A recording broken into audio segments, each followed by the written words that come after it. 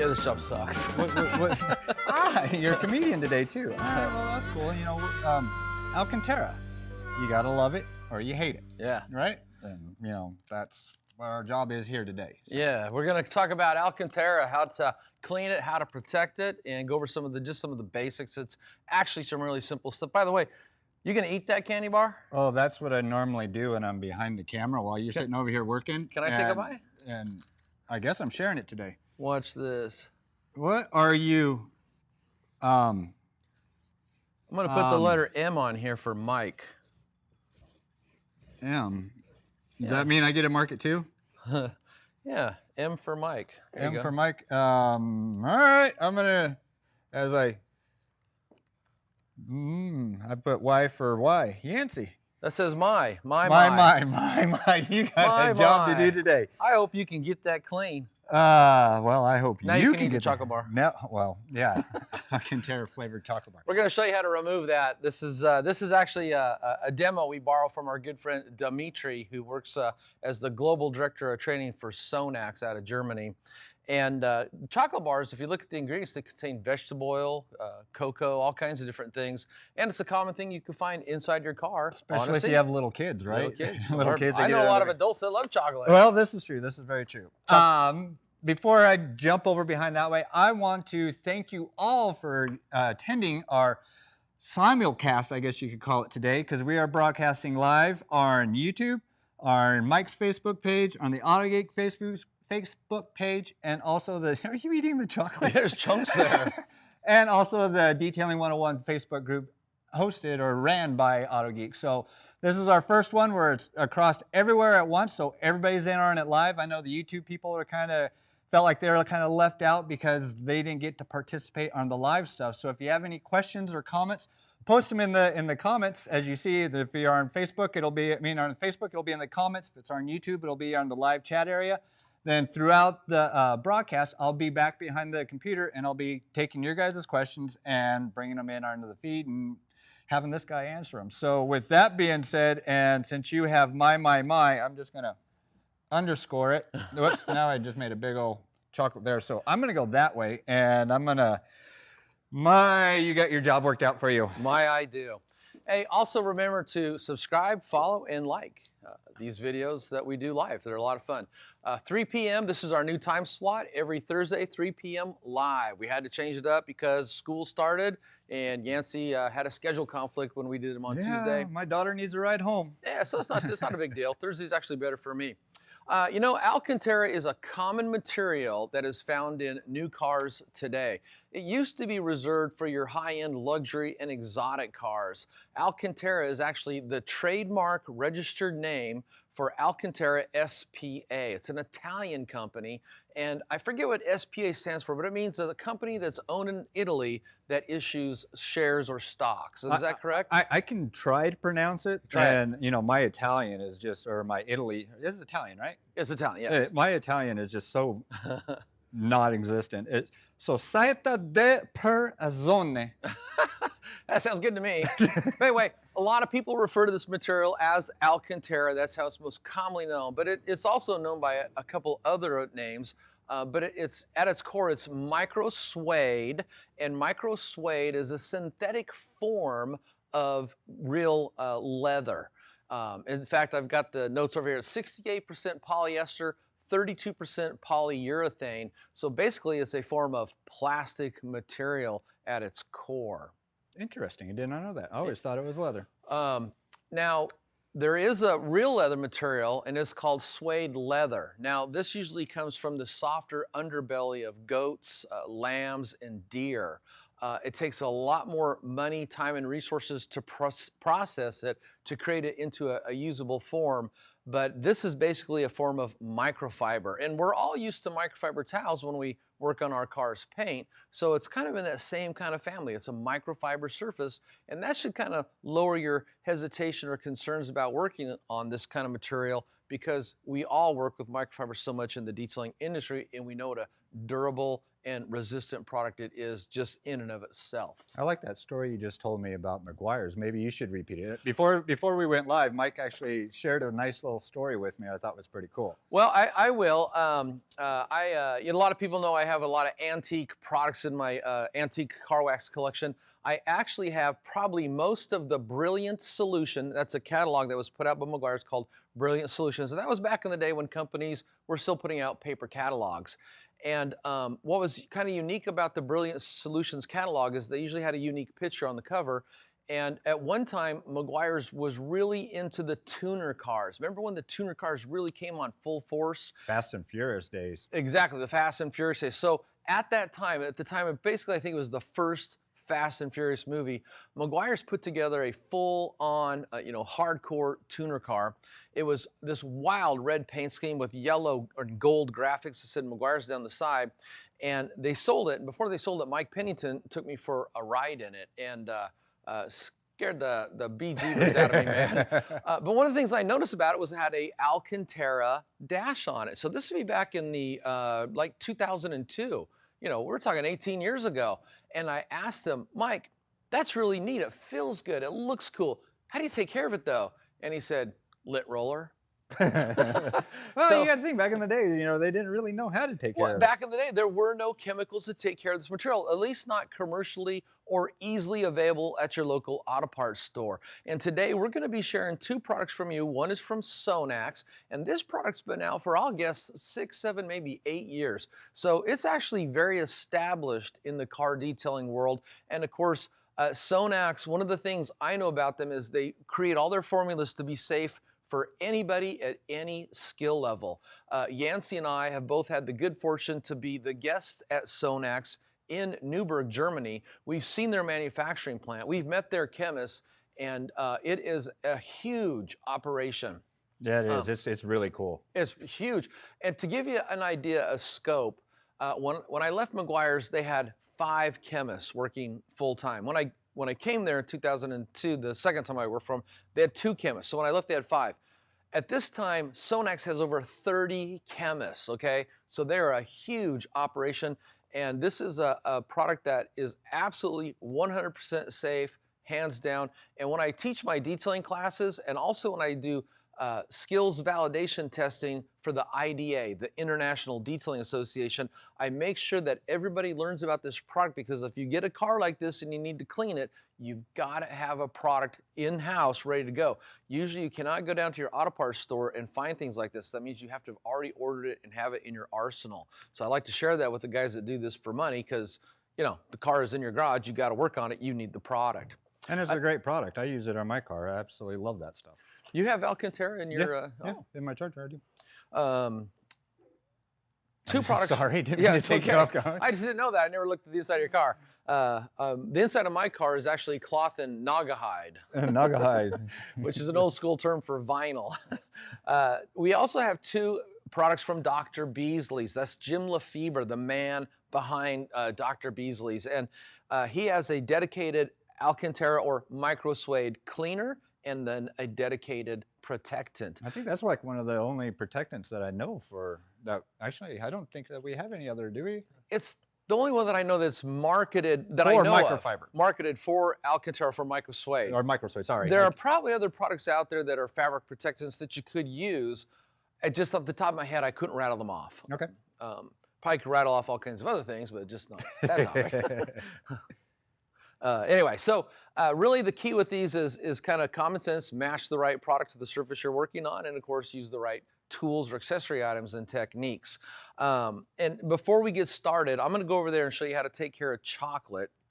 Before we get started, I wanted to kind of talk about some of the do's and don'ts when working with microfiber or Alcantara. I keep on calling it microfiber. I know, I keep on saying it too. It's basically a form of microfiber. So when it comes to applying a cleaner, you want to stick with either a clean, something real safe. I mean, keep it simple. A microfiber towel, a clean microfiber towel.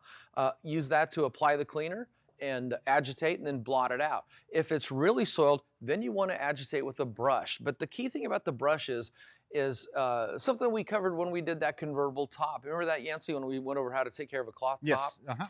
Okay, so the key with a convertible top is to not use a coarse, hard brushes that have sharp, pokey edges. So everybody's probably seen this brush in their life, okay? I think everybody has one of those brushes. We got one. You know, you can pick them up at any dime store, right?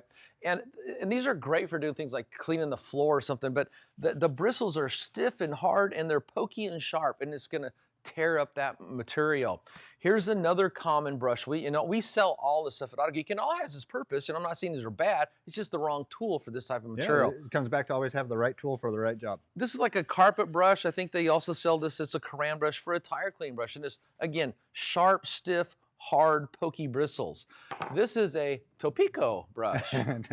That's an inside joke between Mike and I. Inside Tampico. This is actually made from a weed, basically, that grows down in Mexico. And it's chemical resistant. It's actually a nice brush, but it's still too harsh for Microsuede or Alcantara. And then here's a fairly common brush a lot of detailers have for getting into thin areas. And again, not good. It's just too stiff. Since we're on the wrong brushes, why would you not want to use, what would be the repercussion of using that type of brush? It's just too aggressive for that material. That material, even though it is more resistant and more durable than the real thing, you know, suede leather, because it is a microfiber, it's a synthetic version of it, you still want to be gentle with it. I mean, it's all about appearance, you know. The inside, this, by the way, this is a 2018 Carbon 16 Corvette. Oh, here, let me Carbon 65.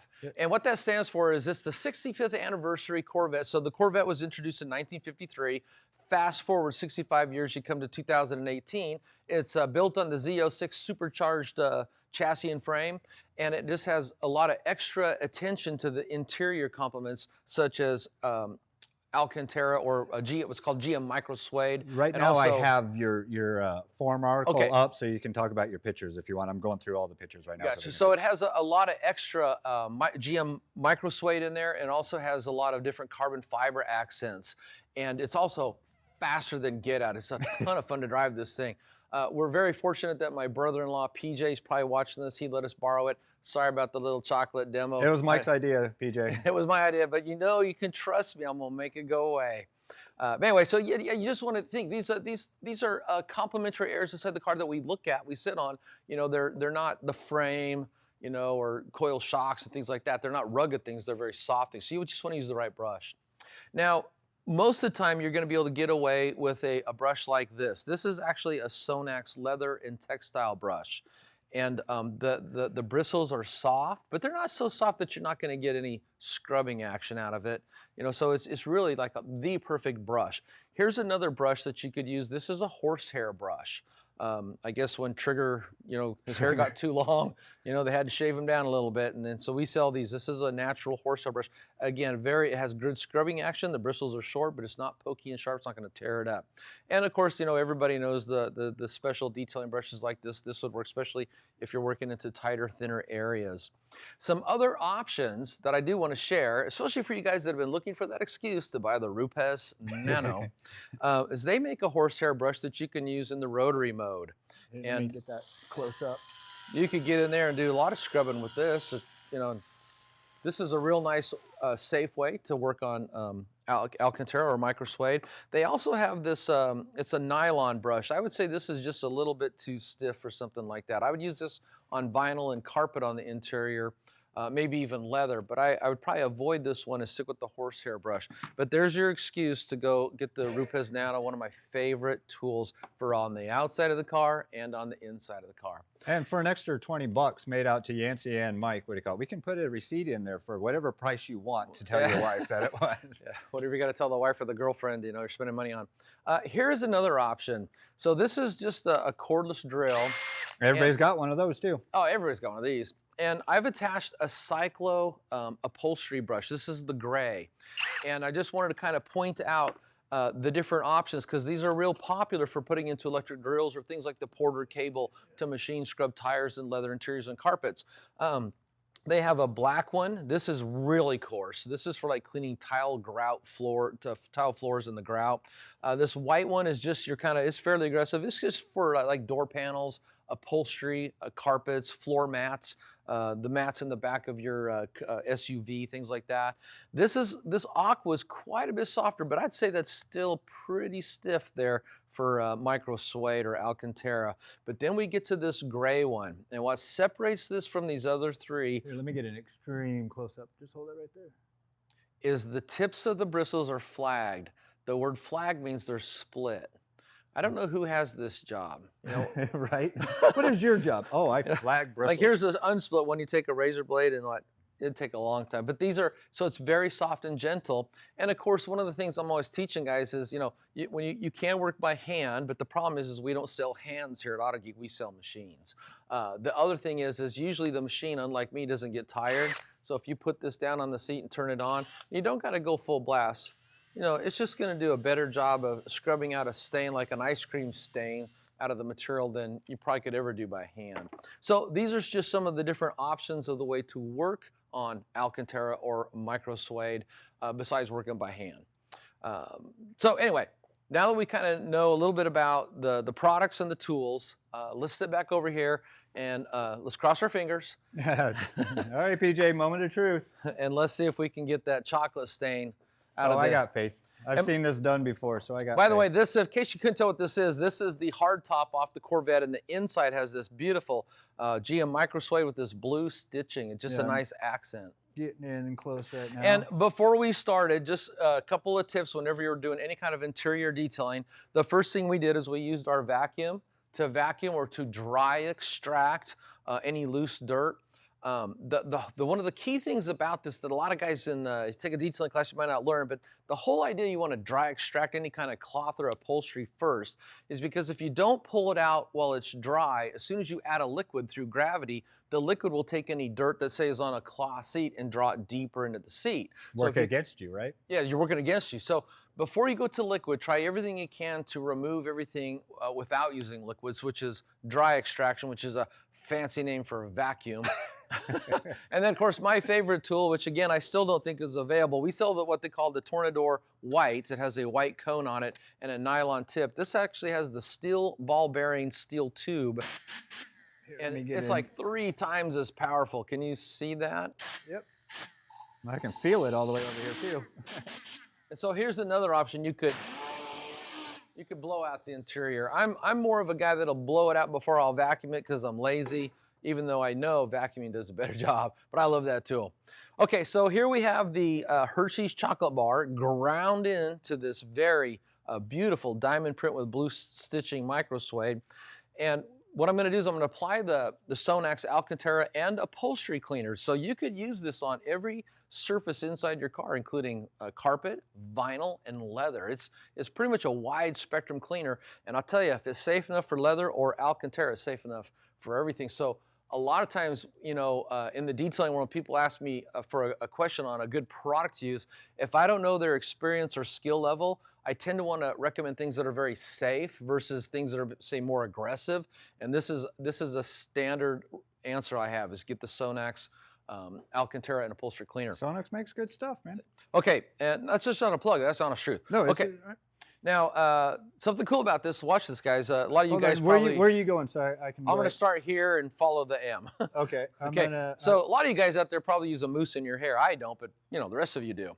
So that's what this product is like. It's a thick mousse. Now, Yancy, why would a mousse, you know, kind of a embodied product, why would that be important for working on upholstery or fabrics? It would lift. It doesn't soak in. It actually foams and lifts and doesn't go straight into the fabric. Correct? It has a tendency to give you a little dwell time instead of just being a liquid and instantly going in. And here's that. That was half right. Yeah, half right. Here's that extra line you gave me to do right there. Yeah, you know, well, you didn't look like you had enough to do today. Okay, and I'm gonna put plenty down here because I like PJ, the owner. You like your brother-in-law? This is on film now. Oh, actually, I can hear it bubbling. Okay, so after I've got this down, the next thing I'm going to do is just take the SONAX textile brush. Okay. And agitate. Now, are you pushing hard? Oh, you know, scrubbing, or are you just... That's a good question. You know, when people ask me how hard I'm pushing, I try to think of a bathroom scale, how hard I'd be pushing down, and I would say very gentle. You know, if I have to do something to actually move the bristle, but I'm not really pushing down. You're not putting full force down. I'm letting the chemical do the work. I'm just agitating it.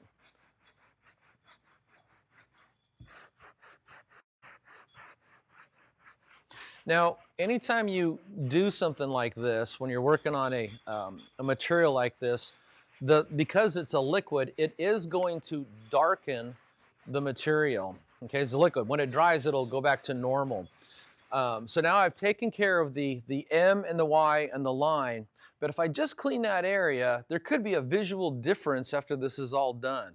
So usually if I'm going to clean an interior, I'm going to go ahead and treat the entire thing, and that way, no matter what, it's going to have a uniform appearance when I'm done. And even though this is a low mileage Corvette, we have no idea who's owned this in the past. And say if they were a smoker, you know. That's what I was about to say. Would that get, actually, I was about ready to ask you, would that get odors out a little bit too? It would remove anything that, you know, can be removed.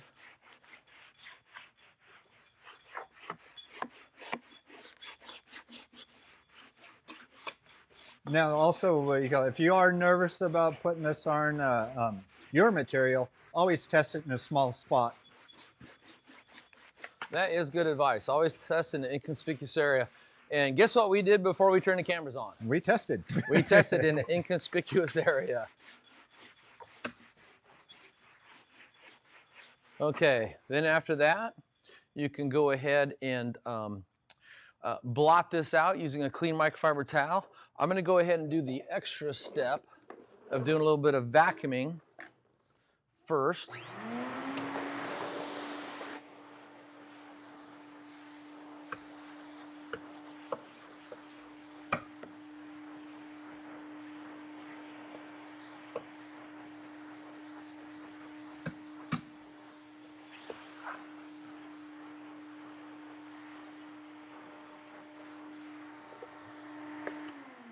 Okay, and then take a nice clean microfiber towel and go ahead and wipe any of the excess out.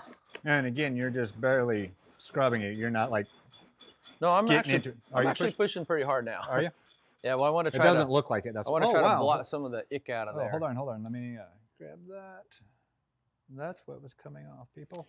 So when you're rubbing a dry material against a wet material, the action that's taking place, I always love this word, is capillary action. And what that means is the liquid is transferring from one material into the other material, basically just from the pressure and from the, the exposure time, or the time that you sit there and hold that against there. You have to give that liquid time to move out of the material from one side to the other side. So looks like I've got most anything that's going to come off, I've already got it out of there. So very little's coming out after the second wipe. And kind of the idea is if you just full to a clean side, re-wipe, at some point you're going to get to where you don't see anything coming out, and then it's time to go ahead and just let that air dry. And how long does it say? Well, I think on the website, I think it said 24 hours, but the key thing is you want it dry before you put it back into service. It wouldn't be, to me, that big of a deal if I put this hardtop back onto the roof, because I'm not going to sit on it. But when I'm doing the seat, I definitely want it to be fully dry. But what I would do is I would put an air mover into the car, or even a fan, a box fan of some sort, and let air just rotate through the car. And what that'll do is it'll create an air current, and it'll evaporate all the liquid out. Okay, how's that look, Yancy? I'm about ready to zoom in as soon as you're done. Let me give it one final wipe. And of course, before we install this, we will vacuum it one more time. Boom. And there's just nothing coming off anymore. And look, no harm to the microfiber. I'm down on the microfiber right now. And there's no my anymore. The letter M and the letter Y have now been removed, and after this is filmed, you can enjoy that candy bar. Why, gee, thanks. Okay, so now that is the SONAX Alcantara and upholstery cleaner. Yeah, can you put the brush down there for me? Thank you. There you go. And I'll even fold to a clean side of this. Product placement. You're doing so There we go. well. Okay, so very safe product, very effective product. Very easy to use. And very, I mean, Where'd you go? You're hiding on me. Yeah, that's not even very complicated stuff. But here's what I know about the detailing. And talking to a guy that I've been teaching, I taught my first detailing class in 1987, documented. I can't do the math in my head, but that's a while ago. That's like 33 years ago. So, but here's what I know. To read the directions on a bottle and then to go out to try to do it, most people could do it, but to see it done kind of just flattens out the learning curve. Just, you know, I know what to do. Of course you do. You just watch the guy do it. Anyway, that's how you can take care of Microsuede or Alcantara with the SONAX product. Now let's take a look at the Dr. Beasley system. So they have a dedicated cleaner and they have a dedicated protectant. And the application for this is basically the same. What they want to say is take the cleaner and you want to mist it lightly onto the surface you want to clean, so you don't want to saturate it, and then agitate it with either a sponge or microfiber towel and blot it out. So get the cleaner will loosen the dirt you're trying to get out, and then you're going to remove it same way I did over there with the microfiber towel through wiping and blotting.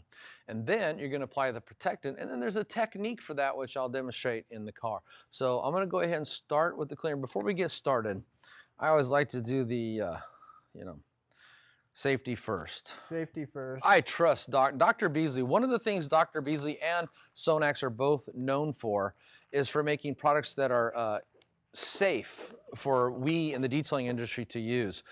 Dr. Beasley, in fact, it's the whole reason why he started his company. It's the whole reason he started his company. Yeah, he has a professional car wash business in Chicago. I've been there. It's an amazing place he's got there, and it's very high-end car wash, very safe.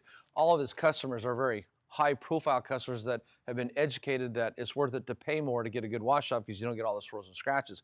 But he noticed that the car wash soaps that they're using, when you wash cars all day long, that the skin on his employees' hands would start to get dry and red, and the skin would actually crack because they're just too harsh. So one of the first products, if not the first product he made, was a car wash that was safe to get on your hands. So I have the same confidence in these, but a lot of times when I'm teaching, whether it's in a real class or on video, I do like to try to lead by example and just show basic safety protocols. Wear some gloves. Okay, so I'm going to go ahead and take the cleaner. I'll leave the cap here. And I am going to go ahead and I will show a brush, but let me go ahead and just show what you can do working with microfiber towel.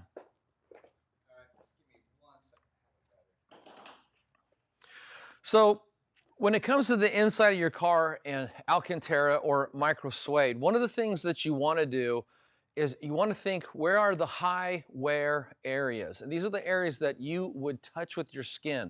So here we got the center console, and I don't know about you, Yancy, but I always put my arm on the center console.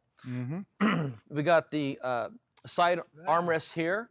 People put their arms on there. You have the face of the seat here, and if you're wearing shorts, you know, your skin is going to touch there. If you say had a tank top or girls wearing a shirt that didn't cover up all your skin, you'd have your skin touching here. A lot of times people will grab this with their hands over and over again, and so there will be high wear areas on here. Usually the dash ain't too bad, but I have seen in my life a lot of girls like to put their feet on the dash, and we've got Microsuede right here. It's around the shifter boot. It's on the steering wheel. Of course, you're grabbing the steering wheel. That's we hope that you're grabbing the steering wheel. This is not a self-driving car yet.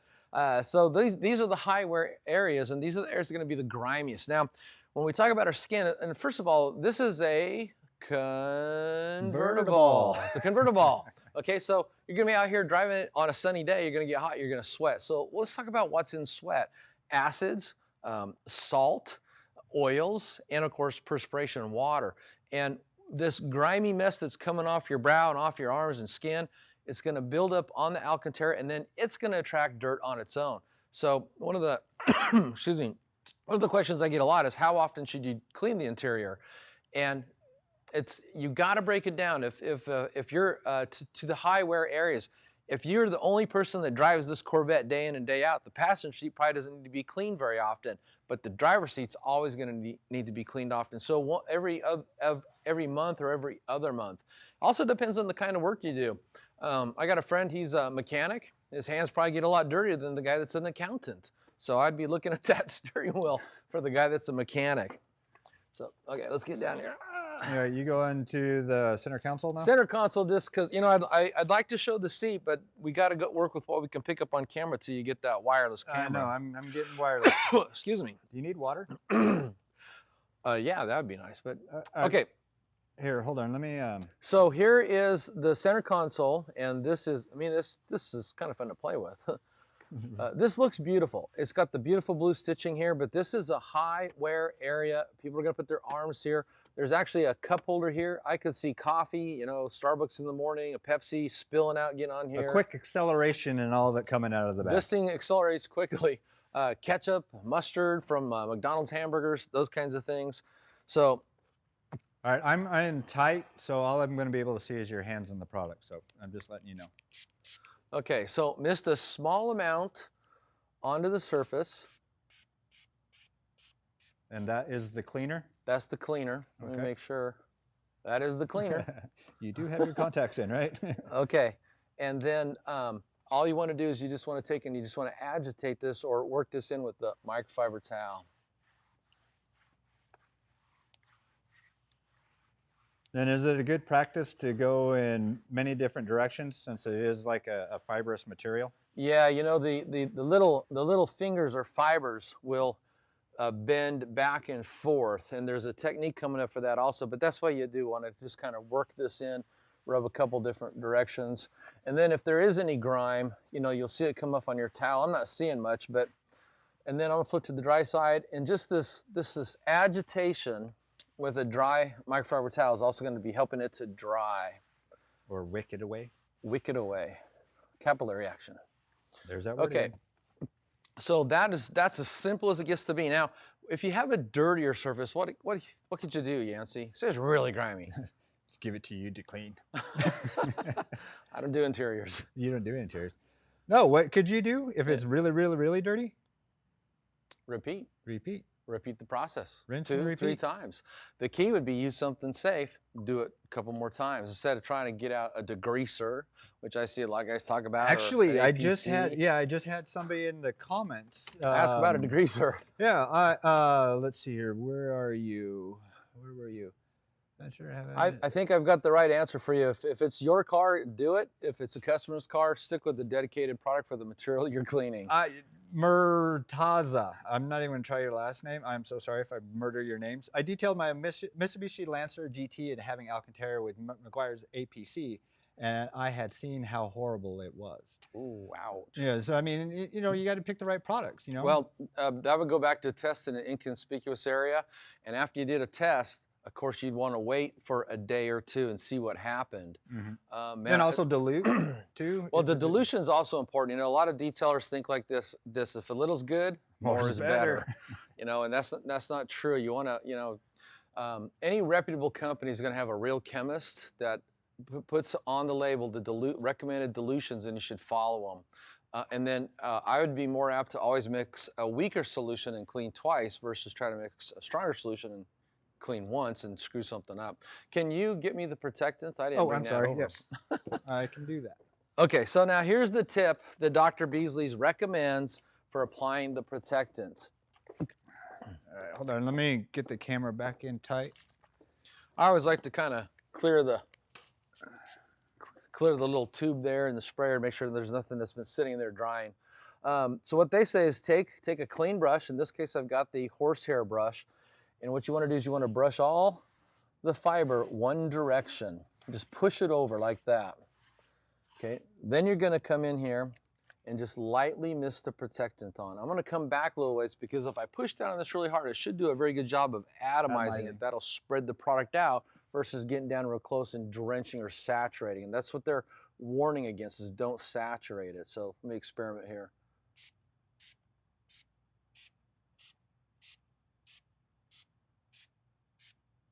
You make that look so easy. I would say that was misted and not saturated. Yeah, let me see. It's not totally drenched. There's no big black spots anywhere. Okay, so now here's what Dr. Beasley's recommends. Let that go ahead and dry for about 10 minutes and then push, or take your brush and push the fibers the opposite direction and then redo that. Now, I got to tell you, from my experience cleaning canvas tops, normally what I would do about here is I would take my hand with the glove on and actually work that into the fiber. I don't know if that would be incorrect technique, and Jim Lefebvre might be able to comment on that. So I'm going to give him the chance to comment. And I show this for treating canvas tops. Let me just go ahead and walk you through that process. And you can find multiple pictures of some of my articles and videos on this, but when you put a canvas protectant onto a cloth top, most of the directions, if not all of the directions for the various brands on the market say to spray it on there, let it dry. Okay, so what I do is I put gloves on, I spray it on there, and then I work it in, then I let it dry, because I don't want the product on the surface, I want it in the fibers. It just makes sense to me. So you work it in. So I'd work it in. All right, let me.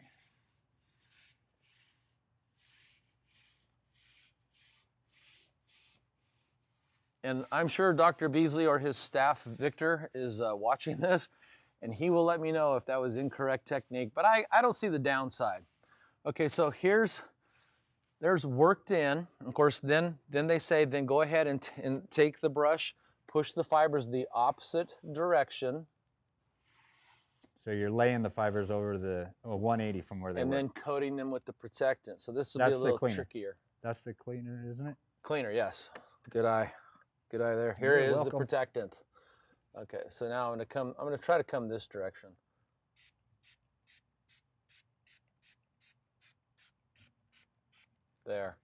There's a light misting, and this is a high wear area. And at that point, a person could stop and let it dry. My natural inclination would be to go ahead and I got to touch it. Work it in. I want it in the fiber, around the fiber, coating each one of the little fibers.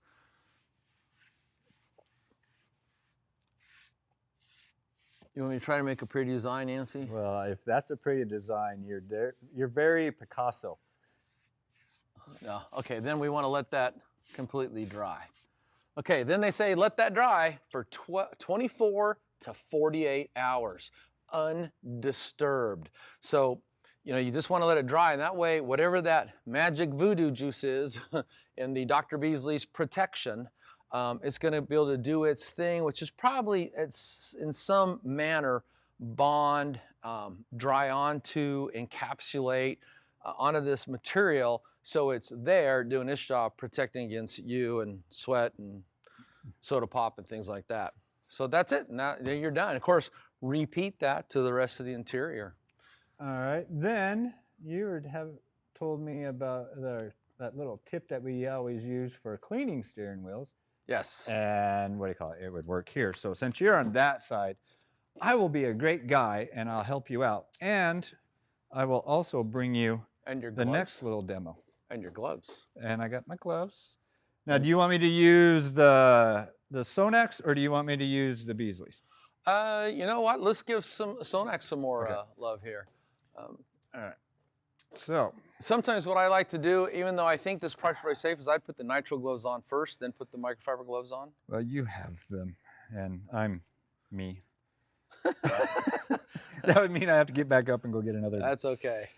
But yes, he is right. You probably should wear the rubber gloves. Safe enough for leather, safe enough for human skin. Well, it's a dead cow. I don't think that they're they're too worried about it. Okay. Now, instead of going straight on here, what I'm going to do is I'm going to put it on my hand first, then work it in here, then work it to that way. So that way I'm not getting this stuff all over and I have a little bit more control, correct? Oh yeah, and it's a lot easier because your hands have a natural grip to them to grip it and rotate your hands than just to try to put a microfiber towel on there and rotate the microfiber towel. This is just a little detailing technique if you got the microfiber gloves. Of course, we sell these here at Autogeek, and you should always have microfiber gloves. Anytime you're going to be presenting a car to your customer as they come into the showroom to look at the car, have your gloves on, giving it that final wipe, and you look like a pro. And it's all about presentation. And that is all that you do. And it makes it a lot easier instead of having to get the little brush out, going like this, going like that. This you can 360 all the way around. That is such a good You ever watch any of the cooking shows? I do. It's all about presentation. I have a guilty habit of watching those. Then I try to make the dishes. Are you pulling anything onto the gloves? I am. Oh yeah, a little bit. COVID-19. I don't know if you guys can see COVID. I just got the COVID-19 out of that. But that would be a quick and easy way to do, even if it's not the steering wheel, the gear shift, any weird shaped item, you can get in here with the gloves and get it done quicker. Yep. All right, so now with that being done, I'm going to go ahead and jump out of here since I did that, and then you can show how Well, the Mike Phillips way, because everything is, we don't sell these, so he always has another way to do it. Okay. I just want to kind of show how this drill with a very soft cyclo brush could be used. And the key thing about using this is that brush better be dedicated for this type of work. You better not have been using this for cleaning a vinyl seat or tires or any other thing. And also, I think a lot of guys, it's natural to pull the trigger, full speed, just feather it. Or if it's a variable, put it on the lowest setting. Something like that. Okay, tell you what, I'll do the base. I want to give equal love, so we'll do the base here with the Alcantara cleaner from SONAX, and I'll do the back of the seat with the Dr. Beasley's. Okay, so there's my cleaner. Okay, I'm in tight on the seat.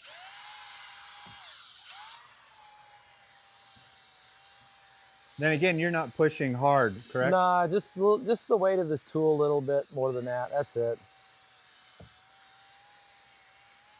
But this actually does a really good job of thoroughly cleaning it. In fact, I wanted to show using the SONAX brush on the headliner, but if I had to do the headliner over, I would definitely use the brush on the cordless drill here. And because this is safe for leather, I mean, you can go ahead and clean all this while you're at it. Might as well.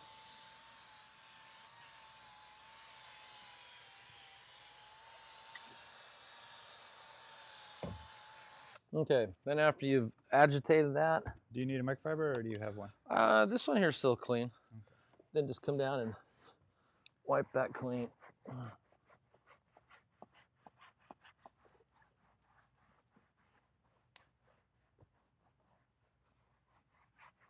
So then when you do go to protect the leather surfaces on here, one thing you do got to be careful about is you don't want to get them onto the Alcantara, because some of that stuff could actually darken it and keep it that way. So like your leather balms and leather conditioners and stuff. All that stuff.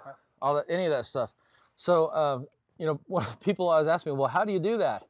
And everybody's always looking for some secret technique. You know, like I could see somebody thinking maybe you would tape this off, then put your dressing on. I wouldn't get that complicated. You know what I would do is I would slow down. Slow down. Just be careful. Take your time.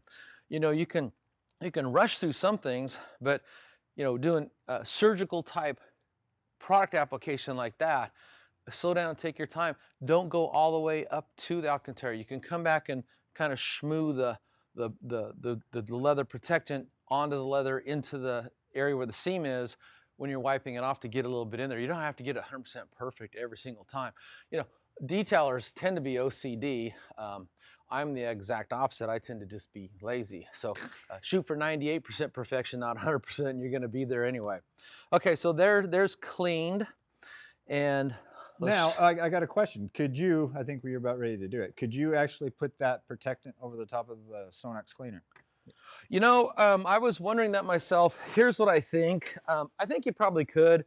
Dr. Beasley would be the guy to ask. They've got an incredible group of guys over there. You could check with them. I also think there's probably some other products on the market that are fabric protectants that you could use, and Autogeek carries a lot of them. Since I do have the Dr. Beasley's on here, I'm going to go ahead and pull this out. And no, you have Alcantara. I mean the SONAX cleaner on that brush. Yeah. So I'm going to use a dedicated brush here for my Dr. Beasley's product so I don't cross-contaminate chemicals. I don't think it'd be a big deal, but if I don't do it, someone on the video, the live feed there will call me out on it. Or if you're really hesitant, just make sure to let it dry. Exactly. You know, so that way then you know there's no chemical reaction. Well, you know what I do with my brushes like this one, I'm done with them, Clean them. I just walk right through that door to the bathroom sink. I turn the hot water on, put a little hand soap on it, and stick it against the sink and run it and let it self-clean in running water. Then bring it out here and zing it up and let it air dry. So I'm really good about cleaning my tools when I'm done with them is the point. I got this chocolate bar over here. I keep smelling it every once in a while. Okay, got the cleaner. All right, hold on. Oh, I can't see the back of that. Well, everybody we know what you're doing. Everybody can just imagine. Okay, so I've applied the product, misted it on, agitating.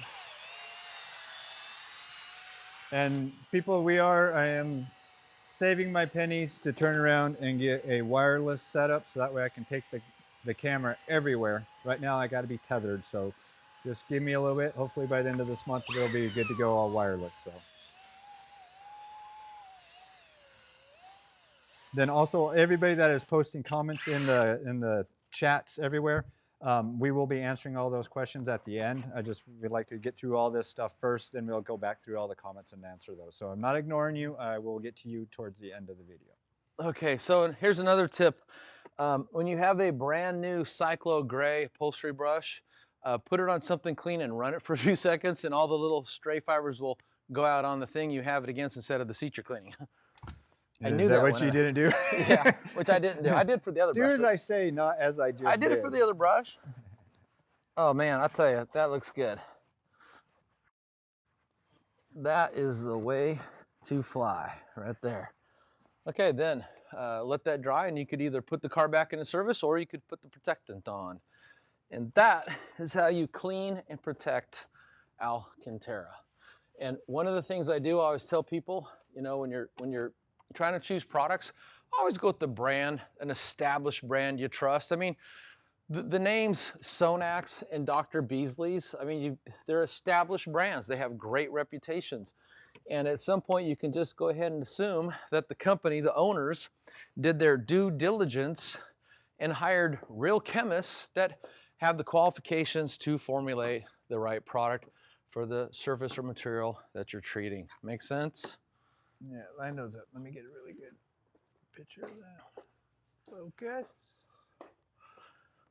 Those were all the products that we used today.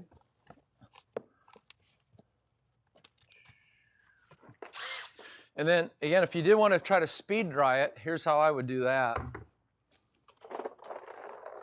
Air mover. This is made by Shopvac. And you can get those at Lowe's. Yeah, Do we sell those? I don't know if we sell those on our Geek or not. I honestly don't know. But what you could do is just set this someplace, you know, like on the floor here, and then turn it on, and it'll just create an air current that'll find its own way where it wants to go, and it'll just dry that out in about an hour. So it'll speed dry it. So that's how you can take care of getting it drier faster. You know, if you want to kick the car out, give it back to the customer sooner. Sorry, I wanted to bring all my tools over here. I know it's like you keep walking back and forth, back. I'm just going to take you guys for a leisurely little tour. Okay. Anyway, you know, this is, you know, I know most detailers like doing paint care, but like I said at the beginning of this video, you're going to see Alcantara, Microsuede, all the different names they have for this. It's going to start showing up more and more in the cars that you're detailing. So you need to have the products, okay, already in hand, ready to go. You're going to also need, you know, the right brushes and even just clean microfiber towels in order to address this without making a mistake. I can only imagine taking this to an upholstery shop and saying, yeah, I need to get these seats recovered, and it's got to match. Especially yeah. this, 650 of these cars were built with that special blue stitching. So I'm not saying it couldn't be done, I'm just saying it'd be easier. You'd pay for it. I just want to pay for it. It'd just be easier to just do it right the first time, have the right tool, the right product for the job. Much agreed. Much agreed. Any other tips, tricks, and everything that you have? No, not really. You know, the key thing also is, you know, I'm sitting here looking at it, these door panels, you know, the sides not only have, the armrests not only have the Alcantara on them, but if you come in here real close, it's also on this door panel here. It's on the inside of the A-pillar here. It's everywhere inside of there. It's all along the inside here. It's across the, this is kind of the internal roll bar, I think. It's all right here. You know, so there is a lot of Alcantara on this car. And that's kind of why we wanted to shoot this video. I have this car here for a detail. So while it was here, you know, I'm a big fan of using what we have. There's an old saying in the early days of car racing called run what you brung. And some of you guys that are watching this that are older remember that the car you drove to the racetrack was also the car you raced. And there's also one you went and got groceries in, picked up the kids. On the same exact tires. And of course, you know, those days are gone. Now you got Trailer Queen, special tires, and none of that stuff takes place. But that's where that saying came from, was run what you brung. And I have a saying, in fact, I got an article on that. It's called use what you have. You know, if I've got this car here and it's got Alcantara, guess what kind of video we're shooting? We're doing Alcantara. We're doing an Alcantara video. I use what I have. So that's why another good thing is our topics are always changing because the cars are always changing. That is true. But I think that's, unless we got some questions, I don't think there's too much more complicated. Let me bring up here, and I'm gonna go through some of these comments. I appreciate every one of you guys for tuning in. We got people from all over the world, and as Mike walks off of the frame, I don't know what he's doing now. We got people from Mexico, Fort Collins, Greece, Oman, Pittsburgh. We could do a little self promotion. My next 3-day detailing boot camp class comes up at the last weekend of September. Oh, gotcha. Oh, hey, Umberto. That actually was one of the things that we were going to bring up. It was kind of like about microfiber, but Humberto actually commented about it. Let me add that to the thing. Humberto, I remember that Alcantara was used as a flame retardant on Formula One racing vehicles. Fun fact for you all. Yes, it's also used on the Microsoft Surface laptops on the keyboard area for your hands to rest. I would think that would get kind of grimy really quick knowing how I use my laptop. But then there's also some of the Sennheiser, Momentum. Yeah, the Sennheiser, and actually the Bose, the wireless headsets, you know, they use Alcantara on those. So it's creeping into our world. I know you can buy couches that are made with Microsuede, boots, probably all kinds of clothes. Do you have blue suede shoes? I do not have blue suede shoes, no. Sorry, I had to go there. All right, let's go down here. This, by the way, since I had this in my hand, this is called the knee and back pad. And a lot of times when we're doing stuff where we got to get on the floor, I'm using it for my knees. And of course, Autogeek carries it. It's also great when you're doing wheels and tires to sit your butt on this in front of the wheels and tires. So as you're rinsing all the waters on the ground, your butt's not getting wet. Yeah, so that's a pretty cool tool. And Frisbee too. Philly detailing. Let's bring this up. Speaking of horsehair brushes, I think that's what you're supposed to put there. Like to see Mike do an exterior vehicle washing using a long-handled horsehair boar hair brush. Yeah, we had that question some time ago, and what people want to know is, do those types of brushes scratch the paint? That's usually what they want to know. Mm-hmm. And the answer is, it depends on the hardness of the paint. And I have a real world scenario. A few years ago, I had a Mercedes-Benz SL 550 with a ceramic clear finish. And I would follow the directions for the Montana boar's hair natural brush. And it always says to soak that brush for 30 minutes in hot water and get them bristles soft. And when I did that and washed her car, never saw any scratching. Now, my daily driver back then was a 1987 Chevy Silverado monster truck. It had a custom paint job, which meant some body shop here in Florida painted it. That paint was really soft, and using the same brush on that paint would put light scratching in. So, you know, a lot of things that we do on the outside of the car, one of the unknown factors is paint hardness or paint softness. And you don't know till you start doing some testing in the polishing, like if you're doing a test spot to do some paint correction, or if you find out the hard way when you go to wash it. I do like using brushes for getting the lower parts of it, because then you just don't have to bend over. But I gotta tell you, almost all my washing is done using the Mike Phillips technique, which is a variation of the rinseless wash technique. Which we did do a class on that. We did do it. It's a video we have up there, but I will take and put about 12 clean, uncontaminated microfiber towels into a bucket of wash solution, and I will take one out and wash the roof. And then that towel will go into my... It's underneath the hood. Oh. Yeah, he's proud of this bucket. This bucket is like... Well, I'm just really pro keep your towels from getting contaminated. No, I'm just giving you a hard time. It's clean. My towel's only been used on the roof. It goes in here. From here, it's going to go to the washing machine, okay? And then when they come out, they'll get folded and clean. But after I use one towel to wash the roof, it goes in there. I grab another towel to wash the hood. It goes in there when I'm done. Then I do the back panels. But instead of trying to use one mitt and wash your whole car, which the mitt's going to get contaminated, so you're going to put scratches in, I just use 12 microfiber towels, or somewhere around there, 10 towels, 14 Depending towels. on the size of the car. The point is use a clean towel for one panel, and you're done with it. And I don't use the brushes just because I'm worried about the scratching effect. Okay. I'm just going to circle back to the comment from Murtaza. Murtaza, I Yeah. think I said your name. We're not downplaying McGuire's APC. It's a wonderful product, but it's just not the right product for It's one of microfiber. the best APCs on the market. It's Yeah. one of the most popular Yeah. APCs on the Yeah, market. so I just did want to, I want to put that out there that we're talking bad about No. McGuire's. It's just that it's the wrong product for that purpose. And if you want to know if you can use that product to clean Alcantara or Microsuede, McGuire's has a great customer care hotline. Call up their staff and ask them.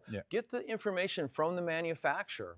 Yeah, no, like I said, I just wanted to clear that up because I didn't want anybody to be like, oh, they think it's crap. And that's why, you know, when I'm on video teaching classes like this, I try to be very careful in my recommendations. You know, it seems like we've had a lot of people want me to explain when and how to use super degreasers on the interior of a car. And hey, if you want to go down that road, go for it. And I'm sure it can be done safely with the proper dilution and you know what you're doing. But there's probably already a dedicated cleaner to do the thing you want to do that's actually made for and recommended for that material. Or so stop if eating I'm going to it. teach and put my name out there, I'm going to do it the right way. I'm going to let some other guy do it the wrong way. Yeah, or just stop eating so much fast food and get greasy fingers all over the place. One of the two. Super degreaser. All right, here we got another one from Michael O'Neill. What speed would you use the Rupes Nano and the little horse brush? Oh, you know, when I'm doing this, what I always do, it's kind of cheesy, but I just take some tape and I tape the paddle lever here down. Oh, you make your own locking mechanism. That way I don't got to hold it. And then I turn it on by turning it on, and I use the 1 speed. Slow. Yeah, because it's rotary, you're not going to have any pad stall. If you go any higher than that, you're going to start slinging stuff everywhere in there. So I love this little tool. I use it a lot for paint correction in rotary mode. I like the long neck because I like the reach out of it, but it's also great with the brush to do cleaning jobs. And explain why you have the angry face on there, because people are probably out there wondering, why do you have the angry face? It's really simple answer. One is, unlike you, I'm not a good artist, and that's about all I can do to draw, you know, a mouth. Here, let's get this. A mouth, eyeballs. Yeah, to look at it and make sure what it was. Well, I did have a nose on there, but I just call it my angry nano. All right. And I got the tape on there, so when I'm doing paint correction work, it just, you know, I'd be smarter to probably get some adhesive double-sided sticky tape with rubber, but I just don't want to bang it, bump the aluminum head into anything. And I take the shroud off. I don't recommend other people do that, but I've been doing this a long time, and the shroud just gets in my way. So I use, all my nanos are shroudless. Shroudless. Alexander Garvolov. I'm just sticking to the first names from here on out. I am sorry. I don't mean to like totally butcher you guys' names. What do you think about SONAX Alcantara cleaner? As you can tell, we love it. It's a great thing. I mean, you would. If you missed the video, I think he tuned in a little bit late. Yeah, and that's okay. I teach a lot of detailing classes. I don't know the skill level of everybody that's attending that class. They could be brand new. They could be seasoned. Seasoned detail. Been doing this for years. I write a lot of cars, I do a lot of videos, and I detail a lot of cars, and I also teach the skills validation test for the IDA. So I have detailers that take that test for me that have not taken my class, so I don't know their knowledge level. If they took my class, they would have already learned about this and everything else that they need to know. So as a courtesy to everybody, when I'm doing a class or doing testing or making a video, and that's the topic, I introduce them to this product because it's established. I could find out how many years it's been on the market, but it's years, not days. Yeah. So it's established. It has a proven record for being safe and effective. That's the two things you look for in a product, safe and effective. And I want to make sure people know about it. So I introduce it to them. And then the thing about that is you can't go down to your local auto parts store usually and find this kind of stuff. So knowing you may get this car in the future, you need to have pre-ordered it and have it in your arsenal so you can address this when it comes your way. That's a lot of information to talk about that product, but it's a great product. And then Dr. Beasley's, these are, I think they're fairly new. I do not know how long they've been on the market. But again, Dr. Beasley is an established brand. The guy is a chemist, so he knows how to formulate these products. He real claim to fame is making products for matte surfaces, which is another hard or difficult material to work with without messing it up. So hey, if the guy can make things for matte surfaces, I'm sure he's qualified to make things for Microsuede and Alcantara. No, I'm pretty positive he's a good guy. All right, this one must be from the Detailing 101 group because it's just coming up as a Facebook user, so I'm pretty sure that's where it came from. How often should you clean and how often should you apply the protectant? A good question. So we covered this before, but just to kind of recover it, what you want to do when you're thinking about interior cleaning is the high wear areas. Okay, so I'm just going to tell you, this car here is usually driven by one guy most of the time. So which seat do you think gets the most wear, Yancy? Driver's seat. The driver's seat. Okay, now if he's driving from the passenger seat, there's something wrong. PJ, what are you doing? He's got like a cane. He's so down on the throttle on the brake. Okay, so then which seat's getting most of the wear or dirt buildup? The driver's seat. The driver's seat. So if this is his daily driver and he's driving all the time in the hot sun in Florida, so he's sweating, he's wearing shorts. I know he wears shorts, so his hands are greasy. Once a month, clean the high wear areas in here, maybe every other month if you want to keep it clean. If you don't mind it getting dirty, then spread it out. I always tell people to find something they like and use it often, and the thing you're trying to take care of will look good longer, maybe forever. The areas that aren't being sit on, you could let go longer. So instead of looking at this really cool carbon 65 Corvette, let's think about a Chrysler Town & Country van of the family of 8.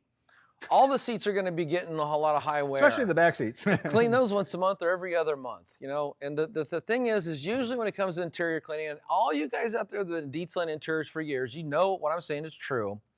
It's the initial cleaning of something that's been neglected that takes a lot of time and work. Once you got it back up to that factory new or as close as you can to cleanliness, if you re-clean it every month, it's your car or it's a customer's car and you put them on some sort of service plan, it's a lot faster and easier. It's the same thing with the exterior paint correction. Someone brings you a 10-year-old car that's never been detailed and it's all swirled out. That first machine buffing is going to take a lot of time. If they bring it back to you every 6 months, it's not going to be as hard to do because you did the grunt work already. Same thing with interiors, but just common sense. But also, let's tag off of that. Since this is a new car, now would be the perfect time to put that protectant on it. So that way it doesn't get as bad and it's easier to clean. So I agree. I think one of the things one of the things they talk about the protectant is it'll make future cleaning faster and easier.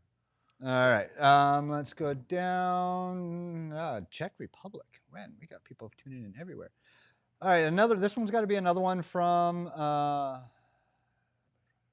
okay, this is actually pretty good. I don't think we really covered this. Could you swing the camera to look at the Corvette for 1 second? As I walk over and turn the air conditioning down? In other words, he just wants me to show you something other than what he is doing. Don't look here, look over there. You Wizard of Oz? There. All right, there. I'll leave it a little bit wider shot. This one has to be another one from the Detailing 101 group. So when you have Alcantara and a leather attached, which product protectant do you use to push into the stitching to the leather protectant or the Alcantara protectant? Into the stitching itself? Well, if you're cleaning, the cleaner, and if you're protecting, the protectant. All right. Yeah. Makes sense? Yeah, and you know, since he brought that up, I know that this is a tough area on stitching. A lot of high-end cars or, you know, sports cars, when they have custom stitching, so it says Corvette across the back of the headrest, the seat's black and the stitching's either color-coded to the paint or it's white, you know, what's the first thing that looks kind of dingy? The stitching. You know, so it's, you know, there is no easy answer.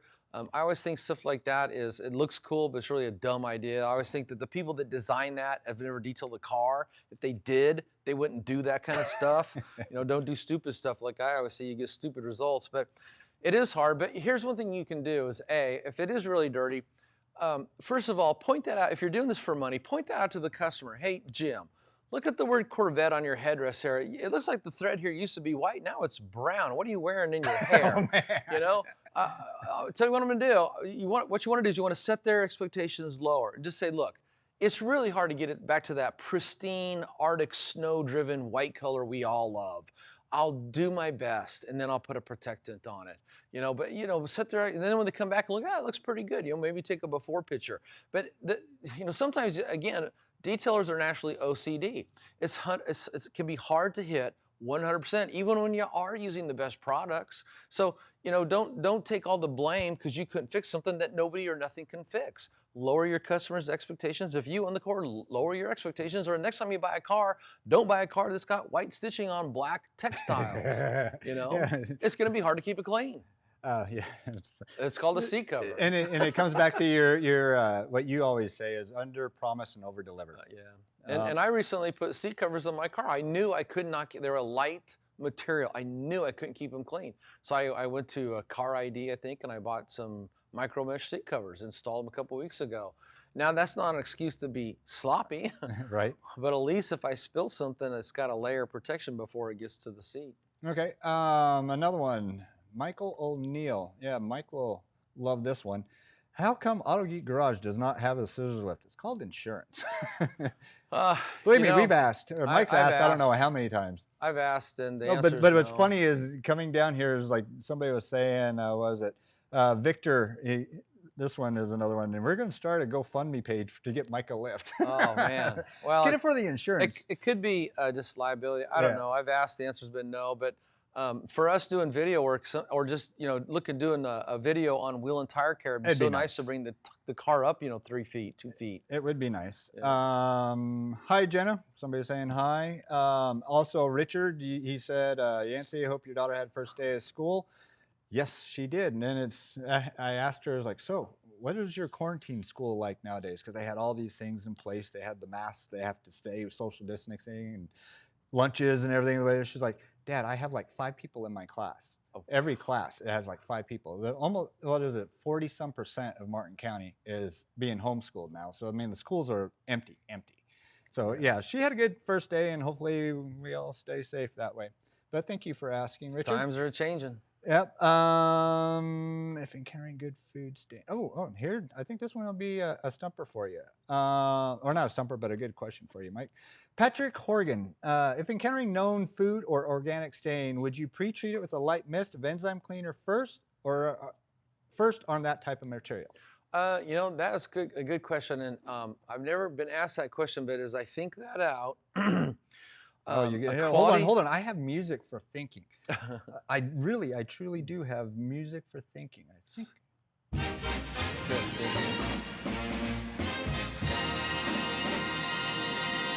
And we're going to go back to the thing we started this whole video with. The Alcantara or Microsuede is made from polyester and polyurethane materials, fibers. I am not a chemist, but when I hear the word polyester, it makes me think of plastic. When I hear a polyurethane, makes me think of plastic. And although it's soft and it feels good, it's not cloth like a cotton cloth grown from cotton that's grown in the ground. It's a byproduct probably of petroleum distillates or crude oil, my guess. And it's plastic. And just like how many of you detailers out there have microfiber towels that are years old and you still use them? They're maybe 10 years old and you're still using them. It's a durable material. So you want to use common sense. And the first thing Yancy brought up, I think, about when working on Alcantara microfibers, if you're using a product that's new to you, test in an inconspicuous area and then wait for a day or two, if time allows, to see if anything bad happens before you do the whole thing. And if it looks good, then treat the rest of the area. If not, you'll have a big oops moment. Yeah, you want a big oops, So, sometimes, but as a detailer, this can be really tough because if someone's dropping their car off in the morning, says, hey, look, the kids spilled everything in the world on the back seat, gummy bears, mustard, a cheeseburger, a milkshake. Can you get it out? And you say, well, hey, in order to really do this right, I'm going to need the car for a couple days and go from there. I mean, sometimes things aren't easy. I'll tell you one thing, though, is years ago, Rennie Doyle wrote a book, how to start a part-time detailing business. And he asked me to write a couple chapters in that book, or a couple sections. And he asked me a question to answer in the book. Here was the question. Mike, if you had to do things over again, what would you change? And my answer to that is I would learn the art of turning work down.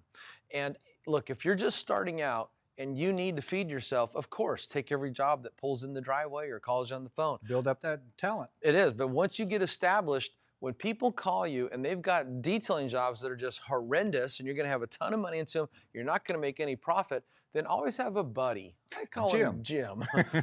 And say, you got to phrase this just right. Jim, I'd love to clean that interior in your town and country, but my schedule's full. But here's my friend Jim's phone number. He's really good. He's really good at interiors. Give him a call. Politely just turn the work down. Don't take every job that comes your way. There's an old saying, pick the low-lying fruit. And I use this analogy in my class. You've got an apple tree. All the apples pretty much ripened at the same time out in the, outdoors. And you can walk right over to a branch and grab an apple, take a bite, probably tastes pretty good. You could get a 30-foot ladder, climb all the way to the top and grab an apple, probably tastes pretty good. One of them you did a whole bunch of work to get the same apple. So pick the low-lying fruit. Take the easy jobs. So, someone calls me up and they say, hey, Mike, I need my interior clean. As soon as I hear the word Alarm need, a bells going flag off. goes up. You know, I'm like, really? I'll need to see that first. And then when it's really bad, it's like, no, you know, I'd love to do it, but my schedule's full. Here's Jim's phone number. You know, someone calls me up and says, hey, I just bought a brand new Mercedes-Benz. I'd like to get the G-on leather coating on the leather. Can you do that? You bet I can do that. It's, you know, that's easy money. Don't take the hard jobs, take the easy jobs. Okay. And you got to learn to do that because the Well, need. that's a skill that actually comes to people as they're in the business. Because, like you said, when you're starting off, I mean, like I remember when I was starting off in graphics, I was taking everything jobs that there was because I was like building my portfolio, building my skills, building my talent, and getting the word of mouth out And there. you needed the money, probably. And I needed the money. But now, you know, and the same as like you, what you're just saying there is like now that was one of the hardest lessons I had to learn was how to say no. And it's a hard one, but you know, it's something that eventually you'll need to do. Yeah, in my 2-day car detailing classes, the roadshow class, and the 3-day classes here, I teach a lot of business important information or aspects or things to do in the business side of running a detailing business. And what I tell people is all the people that take my class, they're going to learn this lesson, the lesson of turning work down. And all the people that don't take a class like mine or someone else out there that teaches this lesson, what they're going to do is they're going to take every job and do a whole lot of work for very little money until one day it dawns on them because they learned on their own. I love this quote by Eleanor Roosevelt. Try to learn from other people's mistakes. You may not live long enough to make them on your own. True. Okay, so I made a whole bunch of mistakes, and that's how I'm able to teach classes on that and teach people how not to make the mistakes, cut down your time, make your profitability even better. All right, moving right along here. Let's bring me up so you don't have a talking head somewhere. All right. Where was the one that I was going to add? Oh, this one right here. And I'm surprised that it hasn't been asked sooner. But could and should you steam clean Alcantara Microsuede? That's a good question. You know, most of the steam clean machines here, we got a couple of Vapor Chiefs and a couple of Dupreys around here. I think the steam comes out of them about 345 degrees. And I got to tell you, here's a lesson I learned the hard way is when you are using steam on these types of materials, do not leave the steam wand in one place for too long because they're plastic, it'll melt it and leave an impression there. I guess you could.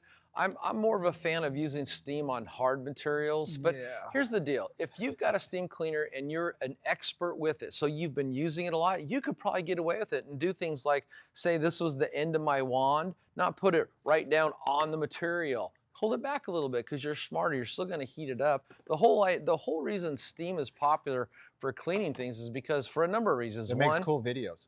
Yeah, it makes a cool looking video. The steam coming out is why. But warmth, heats surfaces up, causes it to expand, so that makes it easier to clean. Warmth or heat makes the thing that you're trying to get off easier to get off because you heated it up. And I use this really bad analogy, but say you own an old Ford and the starter motor goes out, you know, a 30-year-old Ford.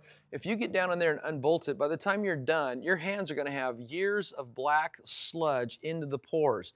Now you can go into the bathroom and wash with cold water and they'll get pretty clean, but they're gonna get cleaner if you use hot water. Make sense? Same idea with steam. You heat it up, it's gonna do a better job of cleaning than not heating it up. So steam cleans because it heats the surface up, expands it, heats the thing you're trying to get off there up, so it makes it easier to get off there. And then of course it kills germs, viruses, bacteria, things like that. And you're also able to clean without chemicals. So I've met guys that have... It's got a cleaner process, a cleaner process. Yeah, well, water is a cleaner, it's a universal solvent. But I've met guys that become chemical sensitive to things like APC. So if they get inside of the cockpit or the inside of a car, they start spraying something like that, then they breathe it in, then they get all inflamed. You know, they have to quit using those things, so they switch over to steam so you can clean without chemicals. So there's a lot of benefits to it, but you know, use common sense, and if you're brand new to steam, maybe get some time under your belt with it before you try to start cleaning somebody's headliner or their driver's seat with steam. Or go to the junkyard and get a small little piece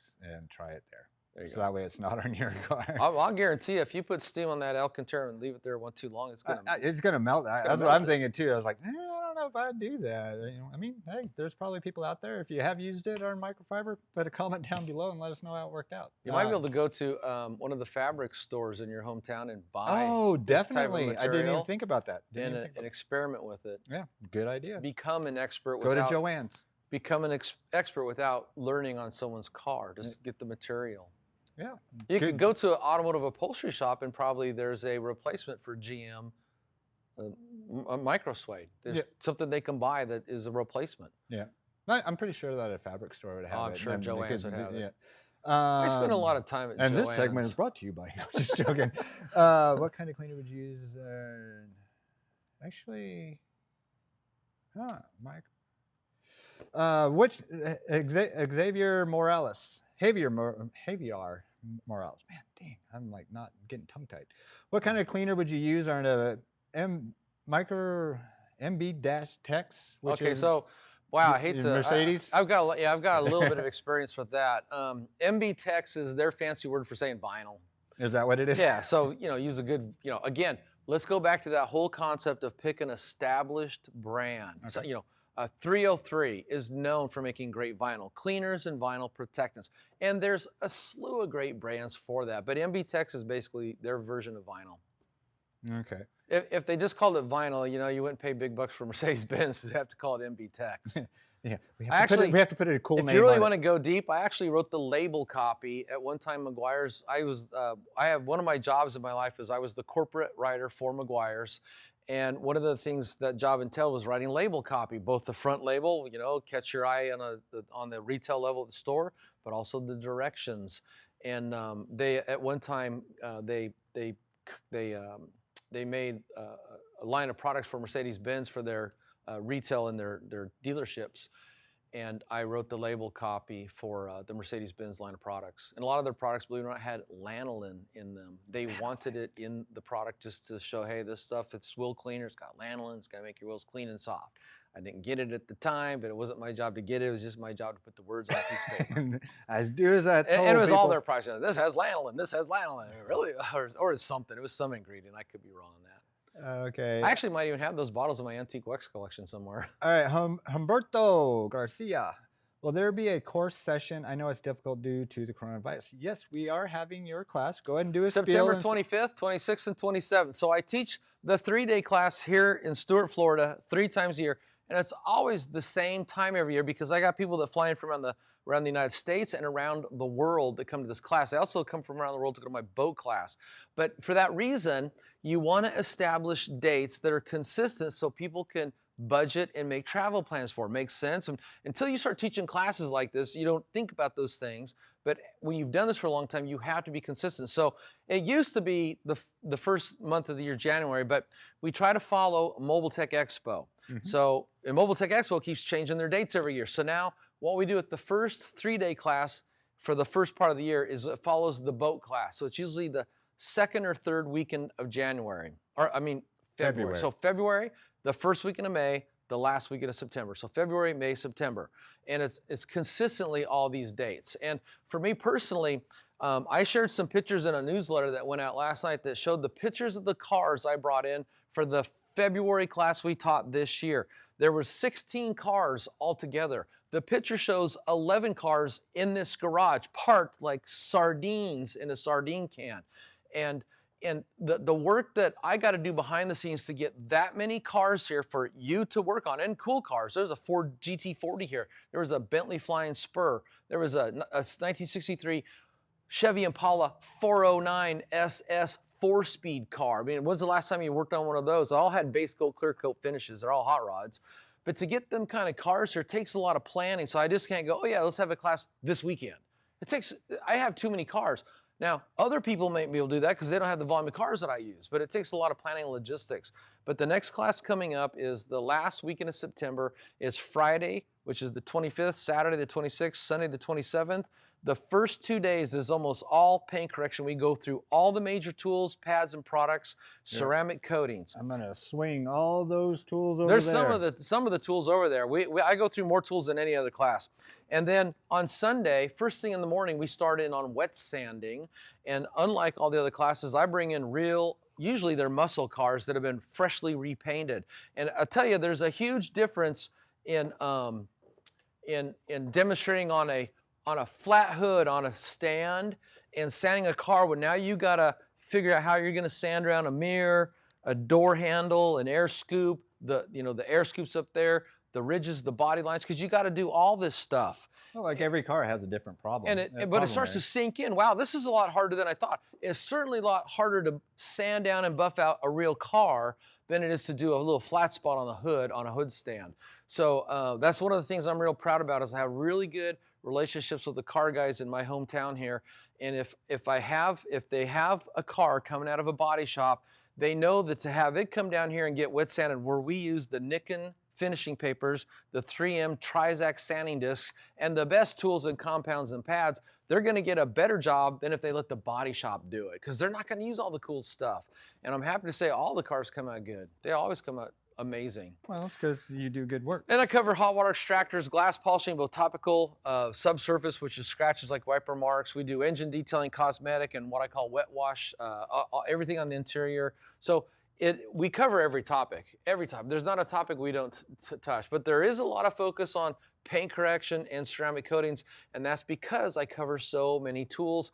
And the way I've designed the class is there are really no chairs, there's no tables. We start at 7:30 in the morning, and probably at about 7:40 after I show you where the safety glasses, the gloves are, and the bathrooms are, we're working. You're on your feet, you're working. And here's what I know.